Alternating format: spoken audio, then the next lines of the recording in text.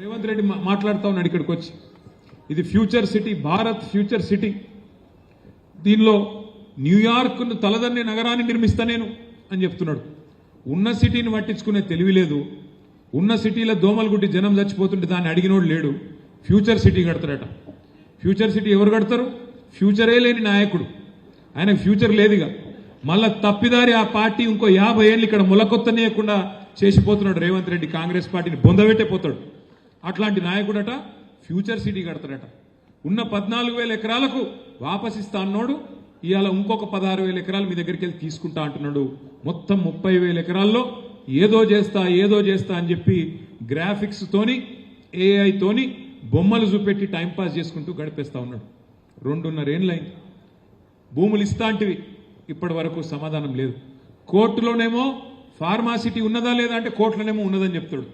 బయటికి వచ్చేమో వాడెవడో zoo park పెడితే జూ పార్కు లాంటి మీ ఇబ్రహీంపట్నం ఇస్తారట. ఎవడన్నా మెడకాయ మీద తలకాయ ఉన్నాడు. ఇబ్రహీంపట్నంలో ఎంత ఉంటుందో ఎకరం? ఇప్పుడు ముచ్చర్ల కాడ 2-3 కోట్లు ఉంటుందా? అంటే ఇదివరకు మనం ఉన్నప్పుడు బాగుండే, ఇప్పుడు డౌన్ అయింది అనుకో రియల్ ఎస్టేటు. వాస్తవమేనా? కనీసం 2 కరోడ్ అయితే ఉంటుంది కదా. ఎవడన్నా మెడకాయ మీద తలకాయ ఉన్నాడు 2 కోట్ల విలువ చేసే భూములలో జూ పార్క్ పెడతాడే. 3,000 ఎకరాలు గాయన వరకు అంబానీకి ఇస్తాడట. ఆయన వచ్చి ఇక్కడ ఏనుగులు, సింహాలు, పులులు పెడతాడట.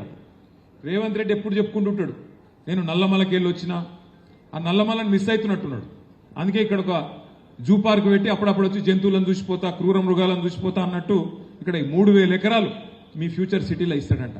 ఇదేనా ఒక ప్రభుత్వాన్ని నడిపే పద్ధతి?